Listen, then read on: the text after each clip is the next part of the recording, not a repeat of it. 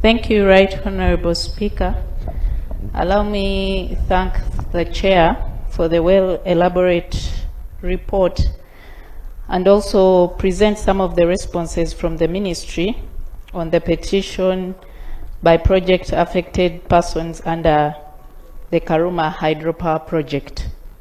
Right Honorable Speaker, on the issue of outstanding compensation claims, as the committee rightly mentioned, out of the 125 outstanding claims, 6 are civil suits that are before the courts of law, and the ministry is seeking the support of the Attorney General to expedite closure of these cases. The remaining 119 claims relate to physical resettlement in Lapono village in Nwaya district, and the ministry is currently engaging NEMA, Nwaya district local government, to fast-track the necessary approvals required to commence procurement of contractors to construct the physical resettlement facilities. The ministry has also budgeted for the construction of the resettlement facilities in the budget of the financial year 2025-2026, and our prayer is that this request is prioritized during the allocations and releases. Right Honorable Speaker, on the issue of compensation of ghost landlords, the ministry takes note of the committee's recommendation and will immediately commence investigations on the alleged ghost landlords and report back to Parliament. The ministry also takes note of the committee's recommendation on the compensation of rightful owners subject to the findings of the investigation. On the issue of evaluation of resettlement of the Resettlement Action Plan, Right Honorable Speaker, the ministry is committed to fast-track the outstanding Resettlement Action Plan, and in line with this, we have engaged the services of a consultant to address the outstanding RAPs and grievances under dam site. The consultant has constituted a grievance redress committee at village, sub-county and district level to support the process. Additionally, the ministry is engaging the Attorney General, NEMA, and Nwaya District local government to fast-track the necessary actions required to close the outstanding civil suits and attain approvals necessary to commence procurement of contractors to construct the physical resettlement facilities as well budgeted for in the financial year 2025-2026. The remaining period of the financial year 2024-2025 shall be used to attain the necessary approvals and procurement of the contractors.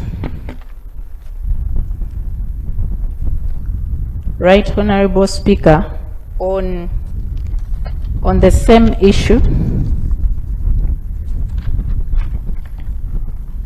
issue of grievances of the persons that were not adequately compensated as attached in the annex, the ministry takes note of the committee's recommendation but observes that out of the list of the 29 project affected persons, 18 are listed as plaintiffs under Civil Suit 30 of 2017, Helen Labeja and 60 others, versus Attorney General and others. As for the remaining 11, the ministry commits to investigate and take appropriate action through the grievance redress committees. On the issue of purchase of relocation land for the PAPs, the ministry takes note of the committee's recommendation and would like to inform Parliament that due diligence was carried out before purchase of the subject land, and confirmation of ownership was supported by the Chairman Area Local Council 1 of Lapono Village, Pabali Parish, Anaka Sub-County, and the Chief Administrative officer of Noya District Local Government. The ministry is currently in possession of the original land title and transfer forms pending subdivision. The land is to be subdivided and transferred in the names of the individual project affected persons. On the issue of carrying out boundary opening of this required land to mitigate or prevent encroachment, we take note of the committee's recommendation and commit to update the boundary opening report that was prepared during the design of the facilities. Right, Honorable Speaker, on the issue of resettling the 119 households in accordance with the resettlement action plan, the ministry commits to expeditiously resettle the PAPs subject to availability of funds for the construction of the facilities. On the issue of the ownership of the land acquired in Noya to be transferred to government awaiting parcelling of the said land to the resettled PAPs, the ministry commits to transfer the land title to Government of Uganda following the boundary opening before subdivision and transfer to the resettled PAPs. On the issue of status of relocation of vulnerable PAPs, Right Honorable Speaker, the ministry commits to resettle the PAPs subject to availability of funds that have limited us over time in starting the construction of the needed facilities. Right Honorable Speaker, on the issue of failure to return land titles for uncompensated PAPs, the ministry commits to identify the outstanding land titles, subdivide them, and return them to the rightful landowners. On implementation of social services, I entirely agree with the committee's recommendation. On implementation of Community Development Action Plan, the ministry entirely agrees with the committee's recommendation and commits to put it into action. On completion of the mosque at Karuma, the ministry commits to expedite the completion and handover by December 2024. Currently, the contractor is on site and works are ongoing. On refurbishment work for Karuma Primary School, the ministry would like to inform Parliament that the contractor to undertake works was jointly procured by Kiriandongo District Local Government and the Ministry of Energy and Mineral Development. However, the designs, bills of quantities, supervision of construction works, and clearance of payment certificates, including issuance of the completion certificate, was undertaken by Kiriandongo District Local Government, as was agreed in a memorandum of understanding with the Ministry of Energy and Mineral Development. On ensuring corrective measures are implemented immediately, including replacing substandard materials with those specified, we commit to undertake any required corrective measures that have been identified. Right Honorable Speaker, on the issue of land wrangle at Karuma Primary School, the ministry totally agrees with the committee's recommendations and commits to put these in action. Yes. Procedure. Minister, continue until he gets the microphone.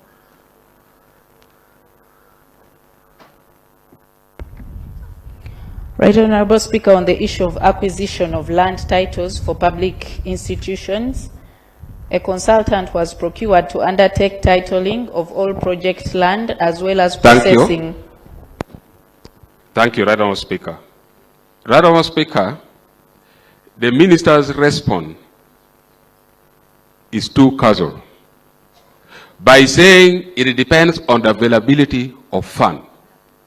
Right Honorable Speaker, without giving the time frame, leaving those people in suspense, government may take even 10 years by saying we have not yet got the fund. Rather, Speaker, is it procedurally right for the minister to give a blanket statement? I would love the minister to give us a time frame, or you put in the budget for the particular financial year for those people to be compensated. But such a casual response, it puts our people into suspense. I beg to move. Thank you. Now, honorable colleagues, you see, a minister is not giving her opinion. And a minister on such issues, especially which have budgetary implication, she cannot come and say, because I'm a minister, I'll put in this money. No. Otherwise, you're going to force her to lie on the floor. The minister must go back and consult with the treasury, with the cabinet, and they put in money. I think what is very important, but Honorable Tinka Simire, you're a senior. You know, when the speaker is speaking, you're supposed to be quiet. Now, when the speaker is speaking and you're raising procedure. Yes, so the minister, we are protected under our rules of procedure, Rule 220, where we again ask action taken plan. Okay? That's why I've said under Rule 220, you'll come back within 1 month. You show us which action have you taken on the recommendations adopted by the House. And then that's where we shall go into the nitty-gritties. But also sectoral committees, when they are budgeting, they have to go back and say, we resolved on this. Why didn't you include it in the budget? So, but otherwise, for now, I don't want us to crucify our dear sister here, to force her make declarations on behalf of cabinet without further consultations. Well, let's be fair to her. Honorable Tinka Simire. There is a microphone nearby. Honorable Tinka Simire.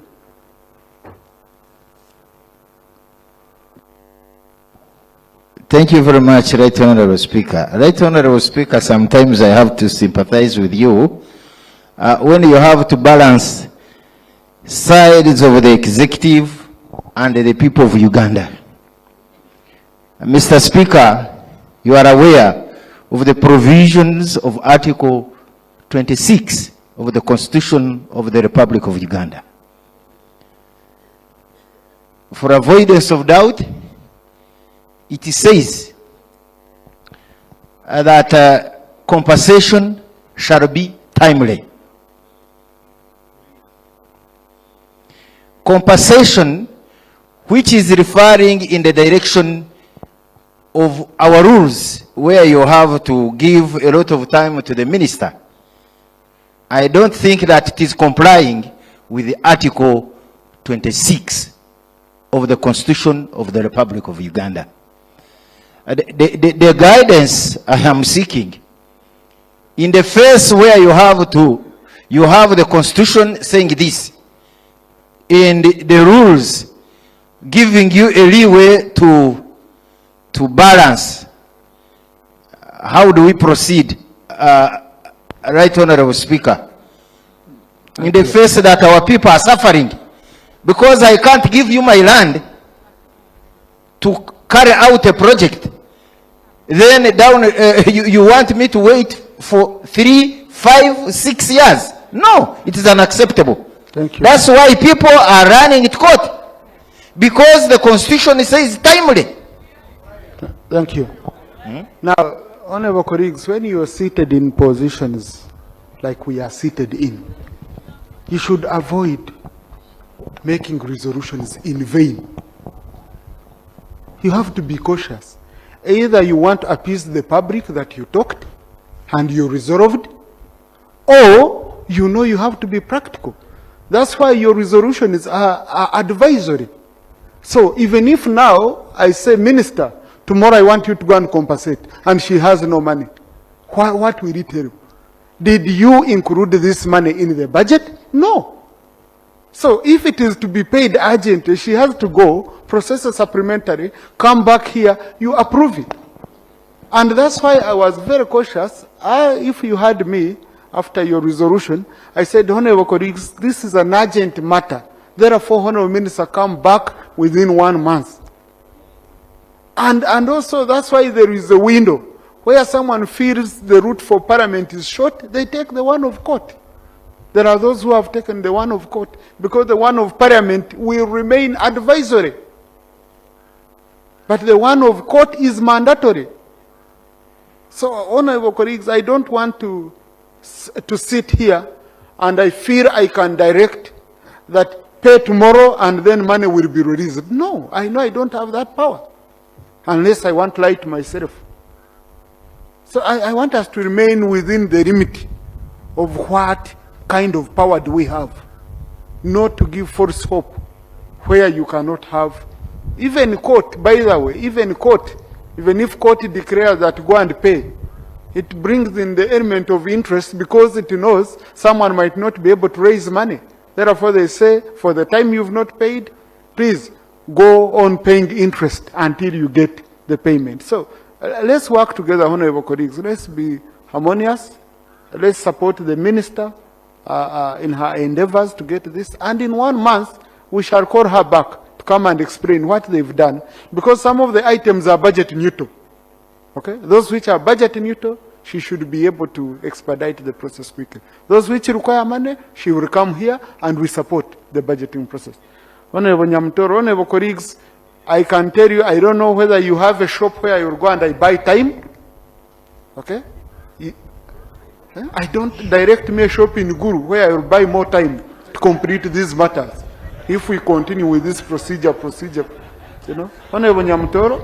Thank you, Right Honorable Speaker. Right Honorable Speaker, on the issue of acquisition of land titles for public institutions, a consultant was procured to undertake titling of all project land as well as processing land titles for the public institutions affected by the project. The consultant is currently on site. On the issue of grievance handling mechanism, for the remaining 11, the ministry commits to investigate and take appropriate action through the Grievance Redress Committee and report back to Parliament. On the Karuma Hydropower Plant, PAP's Orphanage Scholarship Fund, the ministry agrees with the committee's recommendation and, however, our prayer is that the audit is undertaken by the Office of the Attorney General on the issue of regular audits to be conducted to ensure transparency and accountability in the fund's management.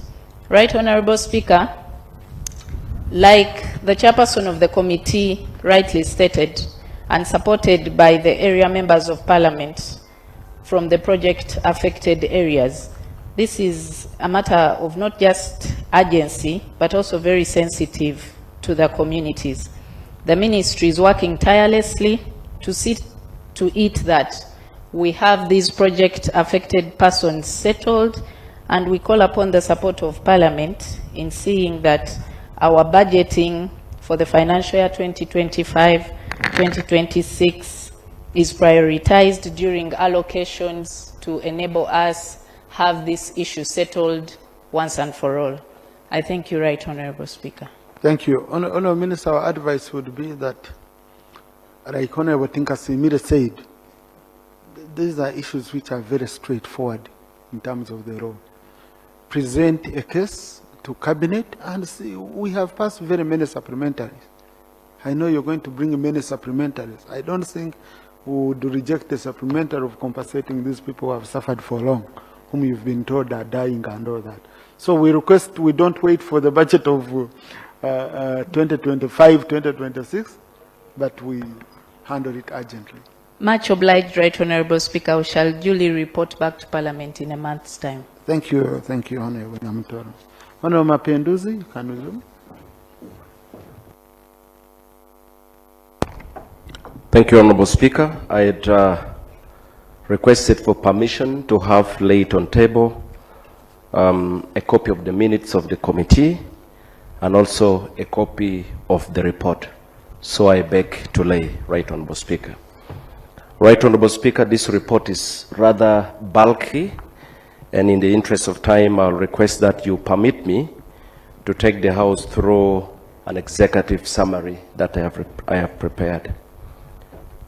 And as I had said, Right Honorable Speaker, this report looks at the functionality of the District Service Commission and City Service Commissions, and also on personnel management in selected local governments across Northern, Eastern, and Western region.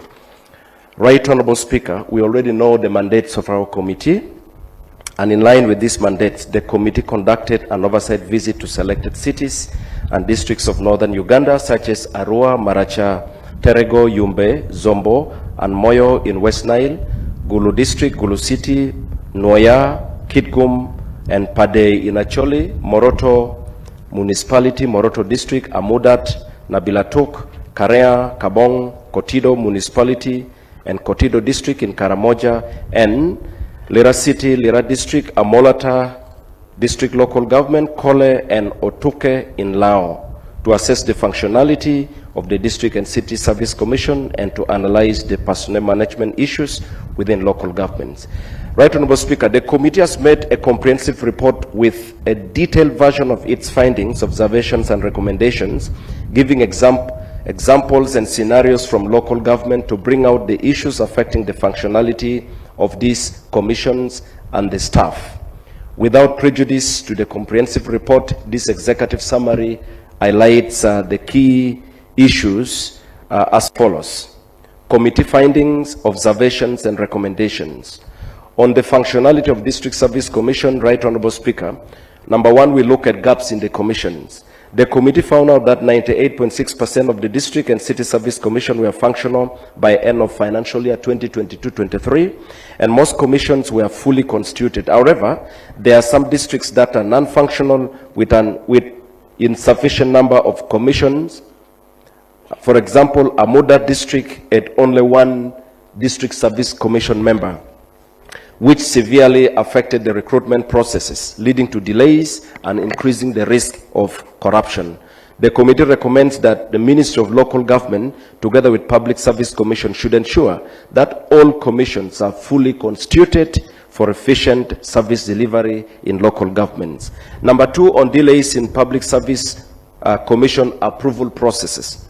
The report highlights delays by the Public Service Commission in approving Service Commission nominees, often without providing reasons for rejection. This lack of transparency and delayed approvals impede the recruitment process and affect service delivery.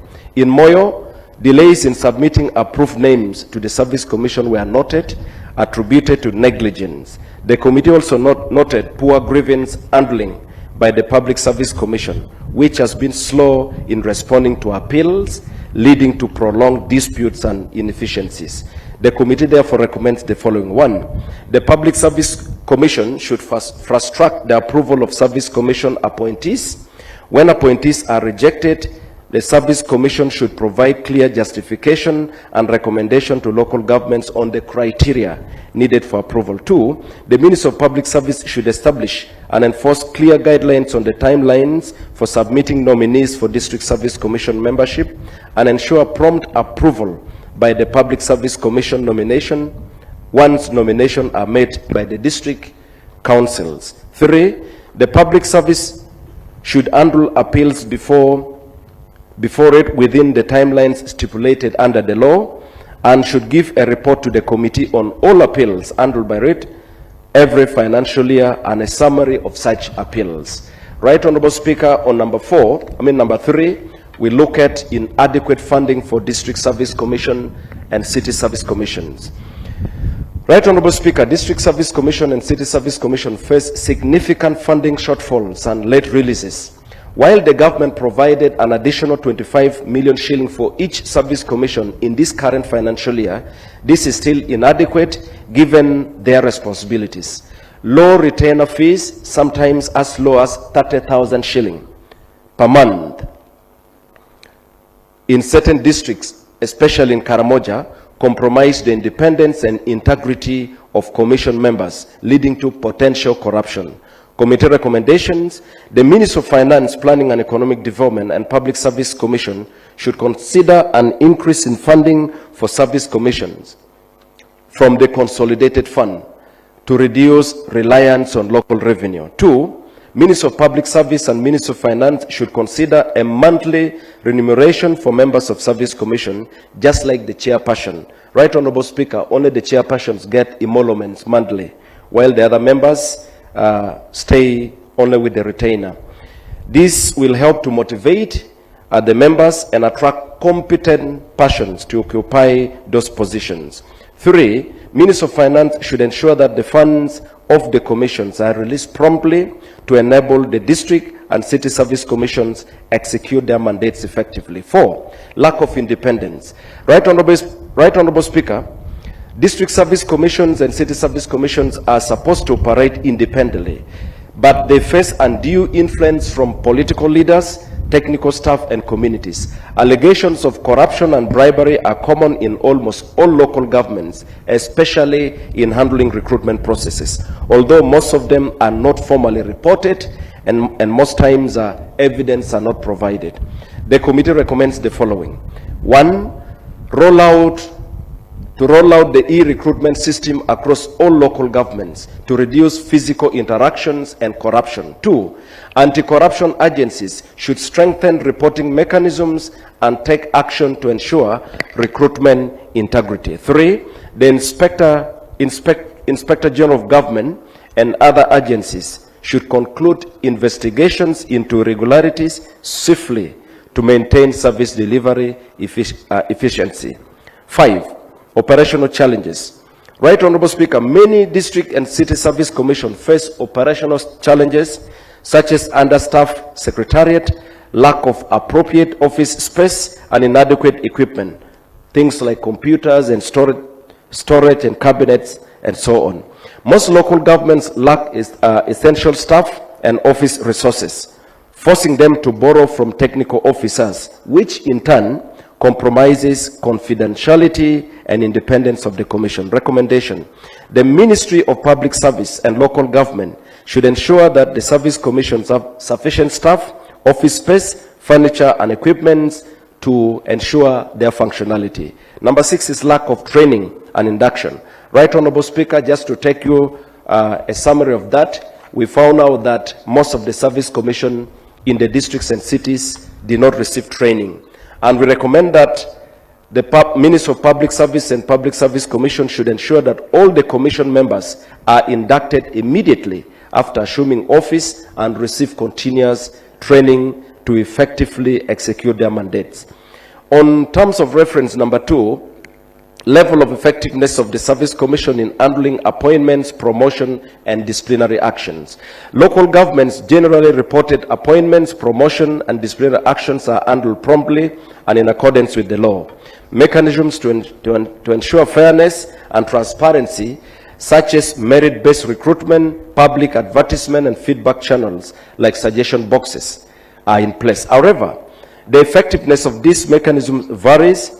There is a lack of effective formal mechanism to address citizens' concern related to the recruitment processes. Complaints committees are often non-functional in many of these entities, and the entities lack proper filing, archiving, and record-keeping systems. Recommendations: accounting officers should ensure that the complaint committees are duly constituted and functional and empowered to address the concerns of the people in their areas of jurisdiction. 2, the entities should strictly follow or continue to strictly follow the guidelines on recruitment to ensure transparency and open feedback channels. On terms of reference number 3, Right Honorable Speaker, on recruitment processes and staffing gaps. 3.1, recruitment. The committee noted that while local governments claim that recruitment, promotion, and disciplinary processes were transparent and followed public service guidelines, many issues reported.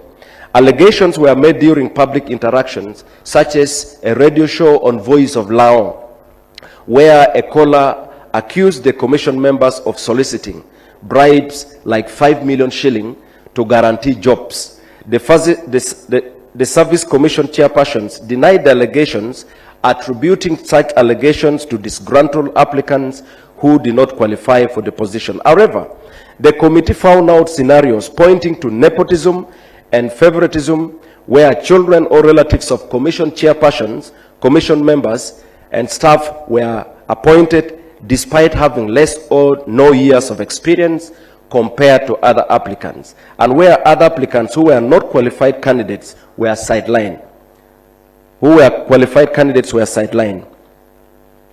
There were also scenarios where candidates who failed aptitude tests and interviews were nonetheless appointed, and we found this in Gulu District, Right Honorable Speaker, where several people who failed interviews ended up getting appointment instead of those who passed. There were also raising concerns about the fairness of the process. On the other hand, the committee discovered that non-local candidates or people who do not come from areas, specific areas where the interviews are carried out, were being discriminated against. Right Honorable Speaker, the committee also noted cases where jobs that should have been internally advertised were advertised externally, neglecting the existing experienced staff. Some job adverts even failed to list job experience or some important qualifications as a requirement for job positions, even at senior level. In some cases, key documents like independent score sheets were missing on their recruitment files during the committee's interview. A general concern was noted, Right Honorable Speaker, that local governments deliberately keep positions vacant and ring-fenced for years until their preferred candidates meet the qualifications. The committee recommends the following. 1. The Minister of Public Service should ensure that members of the District and City Service Commission implicated in corruption tendencies and investigation by anti-corruption agencies should step aside until such investigations are concluded, to preserve the integrity of the Commission and to prevent intermeddling in evidence. 2. The police CIDs, in relation with Public Service Commission, should investigate the appointments that have been highlighted in the report with a view of possible prosecution. Right Honorable Speaker, we have attached and we referred several of these matters to the police, and we appeal to Parliament to ensure as recommended. 3. The committee acknowledged that being a child or a relative of a civil servant or politician should not be a barrier for employment. However, all applicants should have equal employment opportunities based on merit. 4. The investigation by the IGG and other corruption agencies, anti-corruption agencies, should be concluded and pending reports should be released. Right Honorable Speaker, we realize in many districts there are several investigations and have taken so long, and so all the processes get affected. Right Honorable Speaker, on 32 factors affecting staffing in the district and cities, the committee noted the following. Failure to attract staffing in key positions.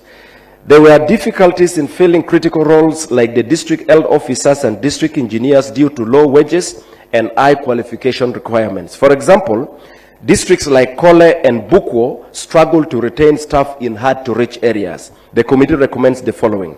Minister of Public Service, working with professional bodies, should review the requirements for recruitment of critical positions, such as district engineers, with a view of addressing the challenge of failure to attract registered engineers at local government level. This will address the gap where currently there are only 25 substantially appointed district engineers across the entire country. The rest are all acting. There should be special consideration for hard-to-reach areas. On long acting periods and delayed promotions. Right Honorable Speaker, staff often remain in acting positions and on assignment beyond the period mandated under the law and also face delays in promotion. There are local governments that have not had substantive staff for many years, and local governments have no heads of department. Mr. Speaker, we discovered, like in Arua district, there is only one head of department, substantially appointed, and is due for retirement next month. The rest have been acting. Right Honorable Speaker, the committee recommends that local governments should, subject to the relevant laws and guidelines, enable accelerated promotion for qualified and deserving staff, especially those that have been in acting capacity and assignment for long. On junior staff in acting position, Right Honorable Speaker, the committee discovered in local governments that junior staff are often appointed to high-level positions due to favoritism and political interference, despite the presence of qualified senior staff. This practice has been observed in districts such as Gulu, per day and Noya, and is detrimental to staff morals and career development. These junior staff make blatant errors while acting in such positions because they lacked the requisite expertise for such offices. Right Honorable Speaker, the committee recommends that assignments and acting duties should be based on seniority, experience, and merit. Number 4, impact of low pay and discriminatory. Honorable Chair, I have a suggestion. This is a critical report that is cross-cutting the whole country. I would propose that since you've captured this part, okay, we take it from there, then we discuss it when we resume Parliament. I wouldn't want to rush this, and then we give members a chance to read the report in full. Once we resume, for the issue of public service commissions across the country, it's a very, very big issue. So that now we save time, and we go to issues of northern Uganda only. Okay, 2 minutes, then we conclude. Thank you very much, Right Honorable Speaker, for your guidance. In just 2 minutes, when you look at the issue of the impact of discriminatory payment, we have provided details. But let me mention this, Right Honorable Speaker, and in the interest of time, because the rest are with the members and you can look through. Right Honorable Speaker, with your permission, I would like to note that the committee also interacted with pensioners in northern Uganda, and if you will permit, Right Honorable Speaker, we have the representatives of the pensioners who have been here from day one because they have been making follow-up on a number of the issues they raised. Read that part. Right Honorable Speaker, on effectiveness in ensuring pensioners access to payroll and payment of arrears. Pension management is problematic, Right Honorable Speaker, with delays in accessing the pension payroll due to data migration issues and other bureaucratic hurdles. Some local governments reported that the transition to the human capital management system delayed pension payment. There were pension arrears reported in these regions, but were largely attributed to errors in pensioners' biodata and budget cuts. Indexation of pension is not being done effectively, and despite review of salaries, pensions are not being reviewed to match the new salaries. We recommend the following, Right Honorable Speaker, that the Ministry of Public Service should reform the pension system to ensure timely pension payments, execute the indexation of pension as per the law required, and adjust pension amount in line with salary increment for public servants. Mr. Speaker, sir, in conclusion, the committee has done a comprehensive report and highlighted with example from the requisite local government all areas of concern in that report with the corresponding recommendations. The committee calls upon the government to address the critical issues raised in this report and ensure smooth operation of all local governments to restore confidence of the citizens in service delivery and the recruitment processes in the country. Mr. Speaker, I am not afraid to say on behalf of the committee that the citizens of this country, and especially in the districts we covered, have lost confidence in the recruitment processes, and government needs to take this seriously. And finally, Mr. Speaker, sir, if you will find it prudent, through you, I would like to recognize the presence of Mr. Nyero Paulinos, who is heading the team of pensioners here, together with Mr. Ogal Olwedo, Mr. Menya, all the way from Kampala. There are quite a number of them. You will forgive me, I will not be able to mention all their names. Mr. Speaker, sir, thank you very much. Thank you. Now, when we are debating in Kampala, they can come back and witness the debate. Because, Honorable colleagues, this is a very, very salient issue. Like I've seen Honorable Pascal Menya had a list he wanted to lay on table of how people have not received their gratuity, and but rules can't allow. That would require me opening debate. So this one we shall handle it when we resume. Honorable colleagues, I suspend the House for 20 minutes maximum. Otherwise I would have done 20 minutes, because there are colleagues who have not moved at all so that we can have quick lunch and we come back. 20 minutes, because we shall be remaining with only 1 hour to finish the rest.